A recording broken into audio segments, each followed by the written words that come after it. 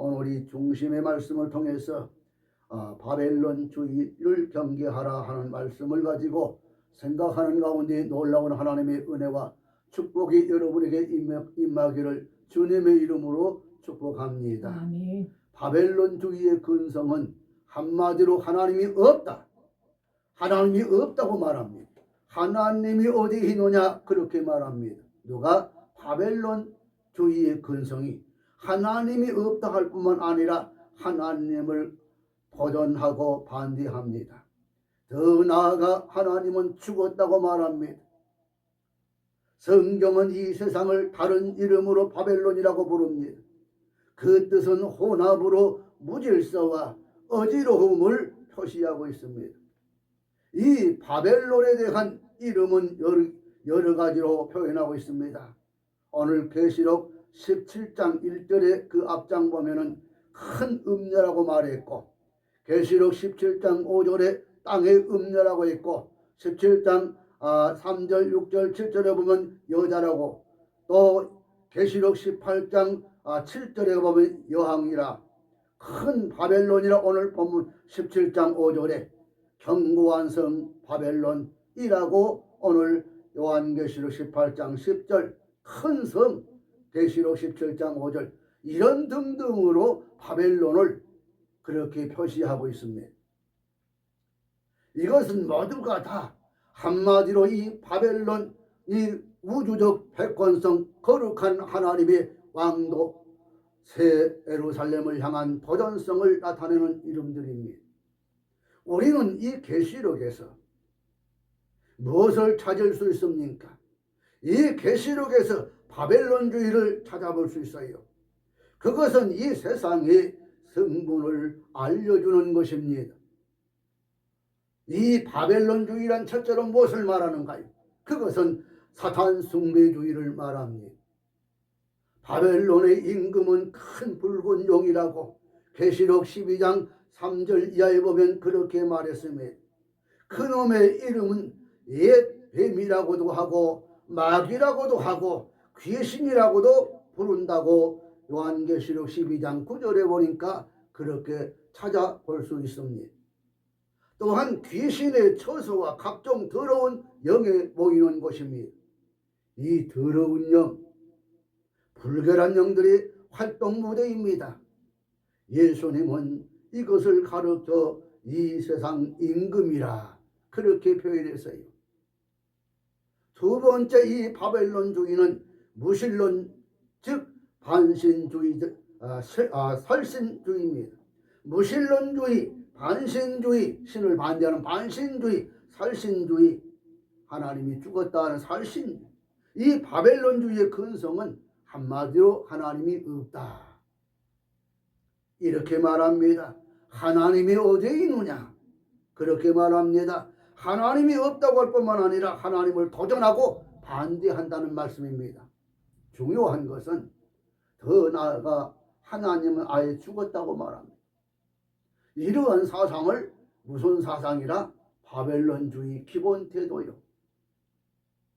그러므로 하나님이 살아계신 존재를 믿는 우리 기독 신자들에게도 본질적으로 바벨론주의에 합할 수 없는 것입니다. 이것은 근본적인 이질입니다.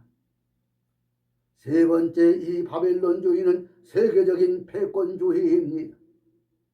계시록 여러 곳에 바벨론을 가리켜 일곱 머리, 일곱 산, 일곱 왕이라 하는 말을 쓰고 있습니다. 이것은 무슨 말이냐면 이것은 모두 세계를 지배하는 제국들을 지칭한 말입니다. 예컨대 애굽, 아수르, 바벨론, 메데파사, 헬라, 로마 같은 제국들입니다.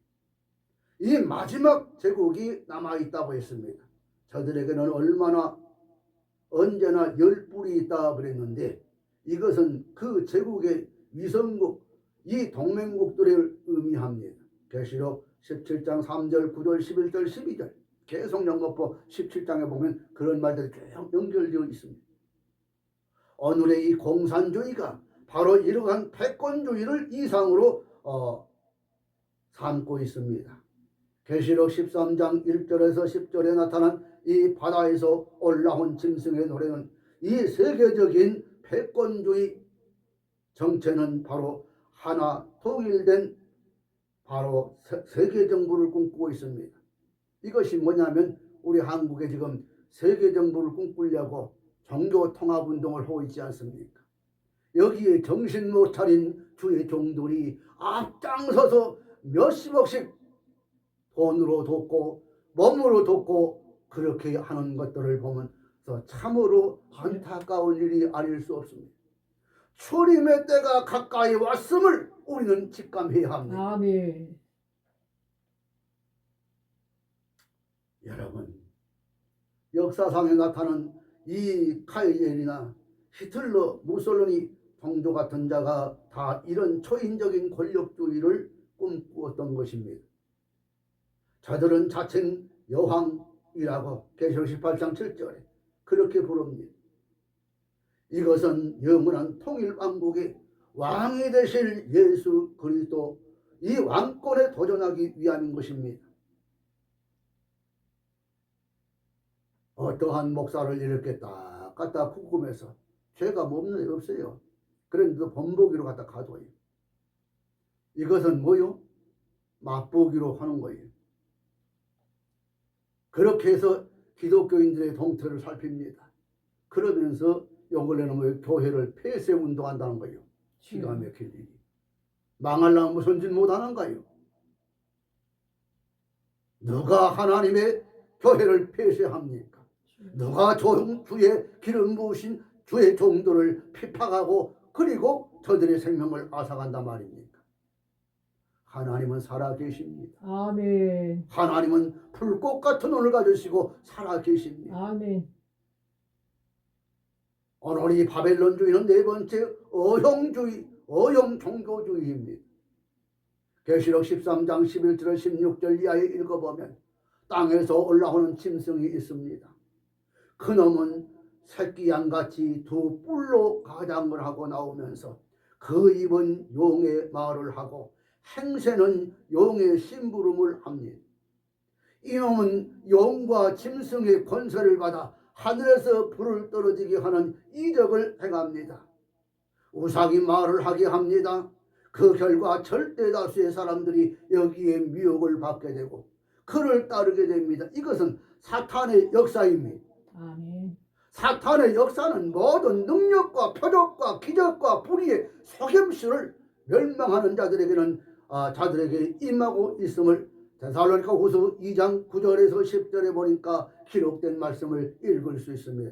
사랑하는 믿음의 성도 여러분, 결국 이 바벨론주의는 하나의 세계 종교를 목표합니다. 그것은 하나의 통일된 세계 정부를 꿈꾸고 목표하는 이 사탄 정부 어용이 되는 것입니다. 그러므로 지금 세계도처에 일어나고 있는 소위 기독교 연합운동이나 종교 일치 운동을 우리는 경계해야 합니다. 아멘. 이 무서운 운동의 주동자가 바로 배후의 로마 카톨릭임을 아셔야 해요. 아멘. 아멘. 결국 권력에 의한 종교적 획일주의를 지향하는 것입니다. 그러므로 참된 예수 그리스도의 교회들은 어떤 종교적 타협주의나 연합운동을 앞세우고 교회 안에 침투하고 있는 이 무서운 것을 경계해야 합니다. 다섯 번째 바벨론주의는 다수주의입니다.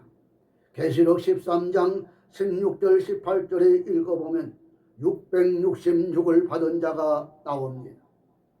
이 666을 받은 자, 저들은 용과 짐승과 거짓 선지자들에 의해서 조직된 멸망의 표, 이 표가 없으면 생존이 불가능할 지경에 이르게 됩니다.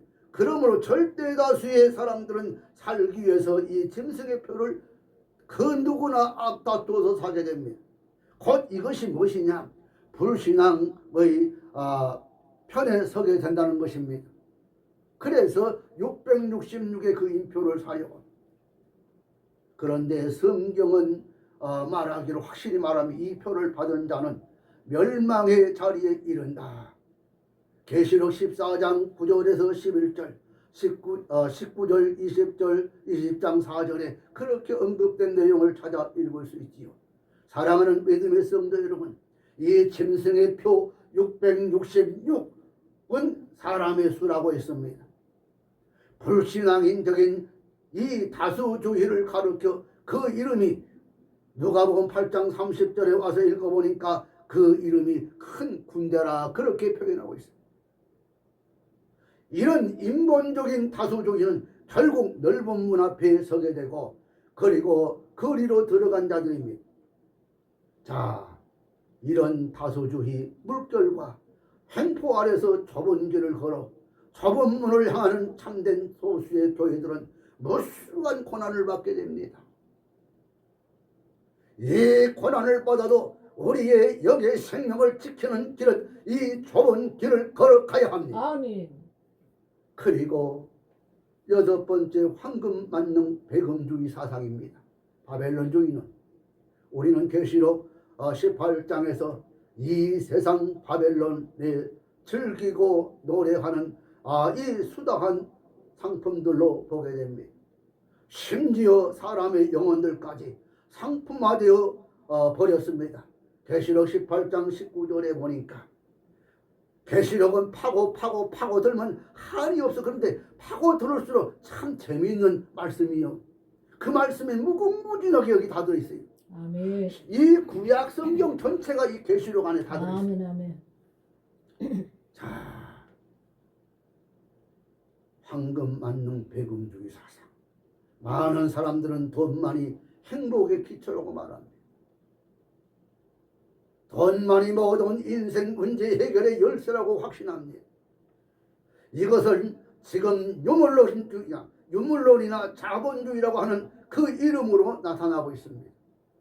그러나 양자 모두 자본주의, 자본의 취득 방법이나 분배 방법의 차이가 있는 것뿐입니다.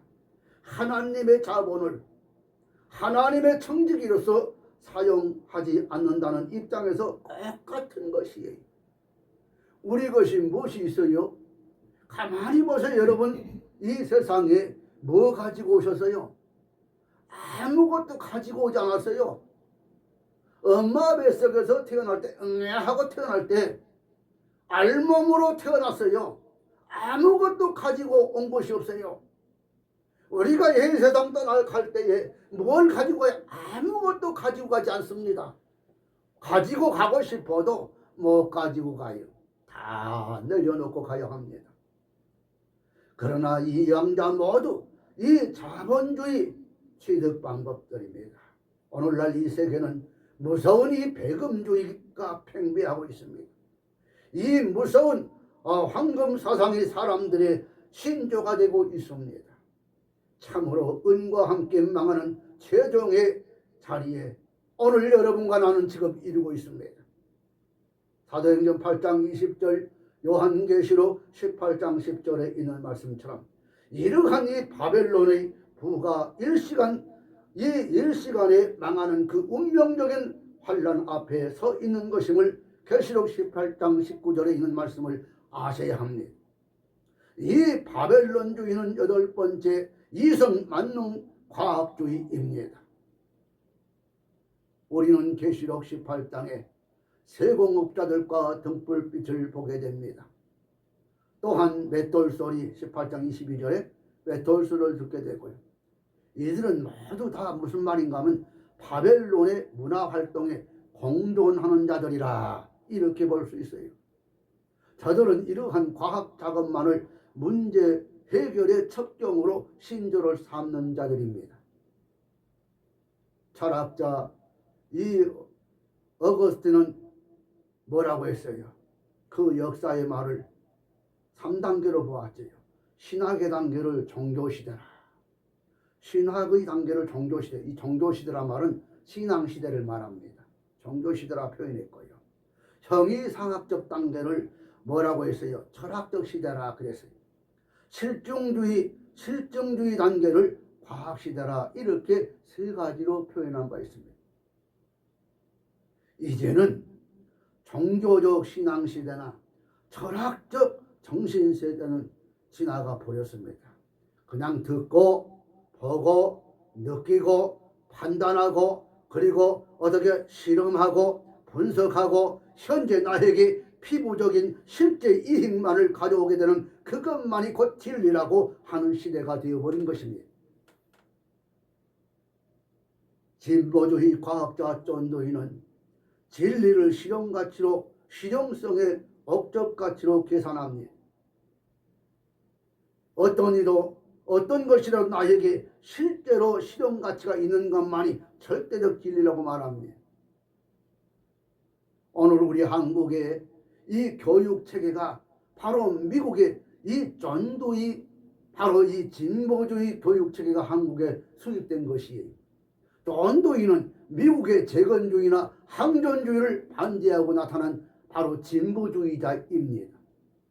그 진보주의 체계가 한국의 이 초등학교부터 대학에 이르기까지 이 교육체계가 그렇게 되어 있어요. 그것이 바로 절대적인 진리라고 말합니다. 전혀 사람된 존재의나 가치를 영적인 것에서 찾지 아니하는 이 시대가 되어버린 것입니다. 오직 덕불장군이요. 자기 하나만 된다는 거예요. 남은 몰라. 자기 하나만 살면 되고요. 남은 몰라. 자기만 먹으면 되는 거예요. 남의 것을 뺏어서 자기 주머니에 넣는 거 그거 자기 자산이라고 해요. 이거 사기꾼이지 무슨 자기 자산이. 자, 오늘 8번째 바벨론주의는 허무주의가 방탕된 향락주의입니다. 7번 이성만능 과학주의라고 했지요. 6번째는 황금만능 곧 배금주의라고 했지요. 8번째는 허무주의가 방탕이 된 향락주의입니다. 우리는 계시록 17장과 18장 중에서 왕들과 백성들과 상인들이 음행의 포도주에 취하여 춤추고 빗둘거리는 그 모습을 보게 됩니다. 자줏빛 붉은 옷을 입고 붉은 짐승을 타고 붉은 포도주 잔을 들을 음료는 이 세상의 왕들과 그리고 마침내 백성들을 취하게 해버린다. 내 말이 아니고 계시록 17장 1절 4절에 나오는 말씀입니다.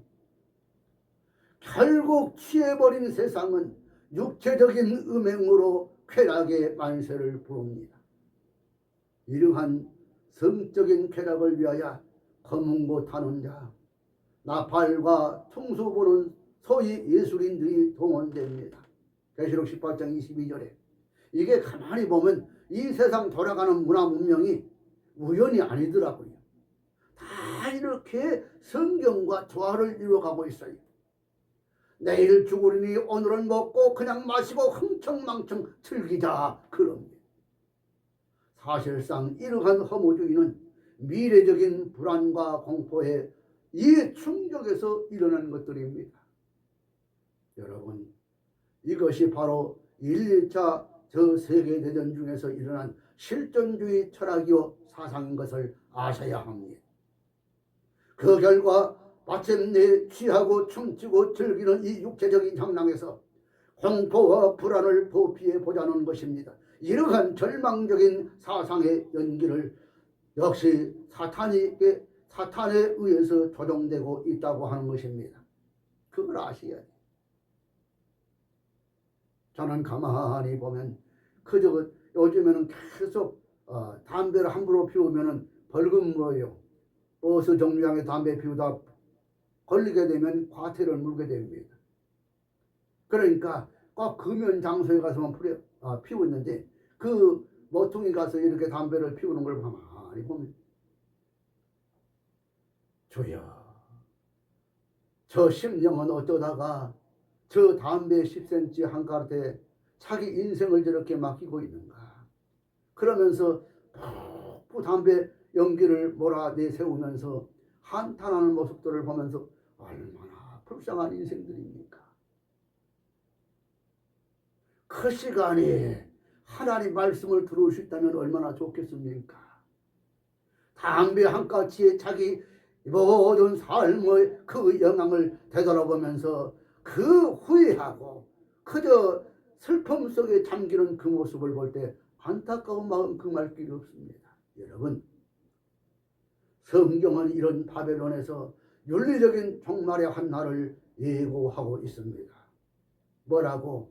화이또다 화이또다 큰 바벨론이여 무너졌도다 무너졌도다 큰 바벨론이여 결단한 이 견고한 성 바벨론이여 일시간에 네 심판이 이르렀다가 그 부가 일시간에 망하였도다 하고 예언하고 있습니다.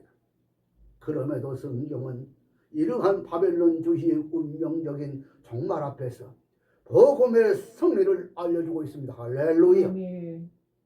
하늘로서 큰 음성이 나서 가로되 내 백성아 거기서 나와 그의 죄에 참여하지 말라. 아멘. 아멘. WC 운동이나 WEA 운동하는 분들 잘 들으세요. 거기서 나오세요. 나오세요. 거기는 우리가 가는 길이 아닙니다. 아니에요. 그의 받은 재앙을 받지 말아야 한다고 계시록 18장 4절에 말씀하고 있습니다. 정신 차리세요. 이 세상이 영구한 세상이 될 줄 아십니까? 주님이 오실 때가 얼마 안 남았다니까요. 아멘. 얼마 안 남았어요. 정신 차리세요. 예, 여태까지 참 힘들게 여러분 신앙생활 하느라고 지켜왔잖아요. 근데 왜 마지막에 종교 통합운동 하느라고 그 고생의 길로 사탄의 길로 빠져갑니까? 죽음의 길로. 그것은 죽음의 길이요. 거기는 실이 없는 거예요. 마귀들이 우리를 손짓하고 부르고 있습니다. 마치 저 소돔성에서 노새 아내와 노를 손짓하며 부르듯이 우리를 부르고 있다는 것이에요. 가담하지 마세요. 그의 받을 재앙을 받지 말라. 계시록 18장 4절에 말씀하십니다. 하늘로서 성도들과 선지자들과 즐거워하라. 하나님이 너희를 신원하시는 심판을 그에게 하였음이니라. 계시록 18장 20절에 그랬어요. 선지자들과 성도들과 및 땅 위에서 죽임을 당한 모든 자의 피가 그 성중에 보여노니라. 그 성중에 보여노니라. 그 성중에 보여노니라. 계시록 18장 24절에 말씀했습니다. 이 바벨론주의에서도 예수 그리스도의 이름으로 살기 원하는 자들에게 승리의 복음이 들러오고 있지 않습니까? 여러분, 믿음의 성도 여러분, 바벨론의 멸망의 최후 승리를 여러분 귀에 들리지 않습니까? 성도 여러분, 최후의 승리는 복음을 듣고 주님 앞에 오는 기름을 믿으시기 바랍니다. 아멘. 이제 성경의 바른 노선을 걸으십시오. 바른 신학과 바른 교회, 바른 생활의 일치운동이 여러분에게 아멘. 있어지기를 주의 이름으로 축복합니다. 기도하시겠습니다.